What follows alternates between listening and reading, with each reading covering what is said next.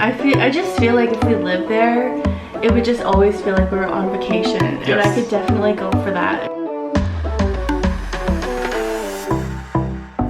Hey everybody, I'm Christina. And I'm Zheng. I'm Christina's husband. And today we're going to talk about 5 cities that we would love to live in China. Yes. And, have you lived in any of these cities before? Yes, I lived some of the cities before, and I really loved my life there.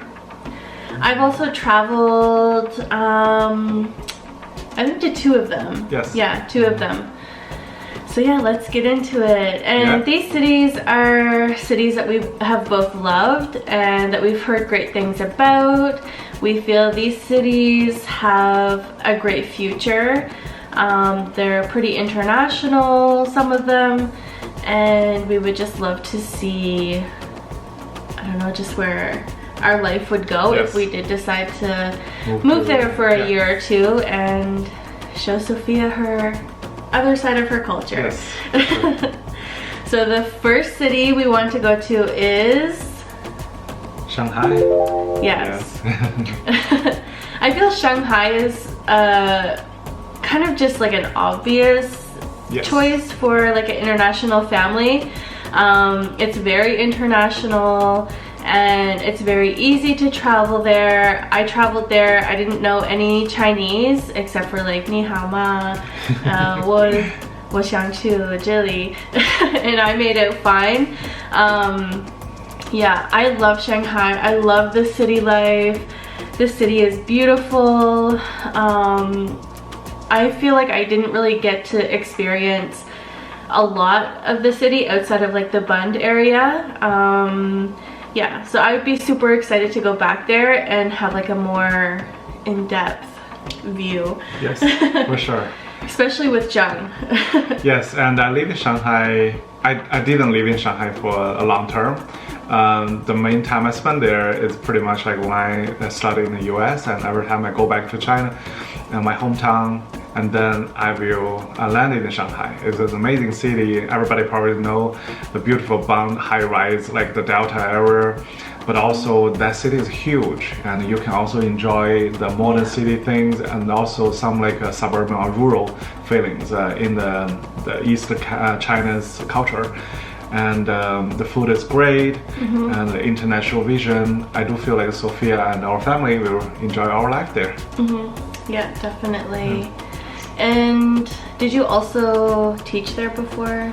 Yes, I got a chance to link to one of my friends who is a professor in Tongji University, and in 2017 I was invited to teach some part-time lecture classes there in Tongji University.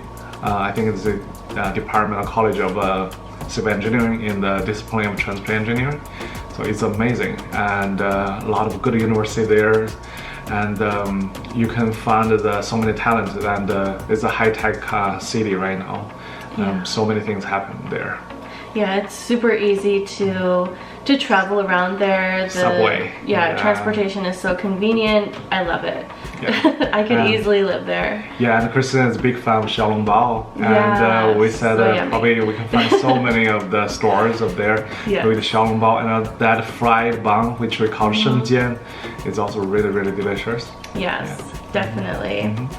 The next one is Xian. Xian, yeah, that's Christina's favorite city. Yes, I love Xian. I think it's because I studied anthropology in university, and they have such a big history there, especially with the terracotta warriors. They have different tombs where emperors are buried there that you can go see. I think it's just so, I don't know, I think it's just so historically interesting there. Yes. And I also think it's very cool that a part of the city is like inside of a wall, and that's mostly where I spent my time when I traveled to Xian, and I would just love it. The food is great, the people are super friendly, there's so much to see, and it's pretty convenient as well. It's a pretty big city, so it's easy to travel around. Yeah, that's true. I was born in Hanzhong, which is one of the southern city of the Shanxi province, and Xian is the capital of that province. So I was kind of like people in that era. Like what Christina said, that city has a long history, and people usually say the culture of China started from Xian, and usually you can see tons of like the tombs or historical sites there. I think it's great for Sophia or our family to learn that it's like a history of China. The food, yes, Muslim food and the Western food, and it's just so delicious.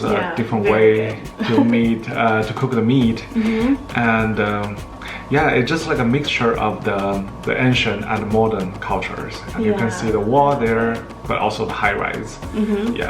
And it would be super easy to see Zheng's family as well, because they're super close to there, and that's a huge thing for us too. We want Sophia to meet her Chinese family and be with her Chinese cousins and be able to speak with them and have a relationship where she can go back to China very easily and feel comfortable like staying with them and stuff like that. So and right now she and my hometown Hanzhong has a high-speed rail, and then every time we just take the train, probably like 1 hour. It's super fast.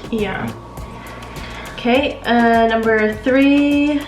What's the choice? Shenzhen. Yeah, that's new. That's new for Christina, and she didn't get a chance to be there, right? No, I've never been there before, but I've looked up lots of videos and I think it just looks so cool, and it's such a new city where I think it would just be really interesting to see how it's developed, and it's super close to Hong Kong, so we could easily travel there, and I think it'd be cool.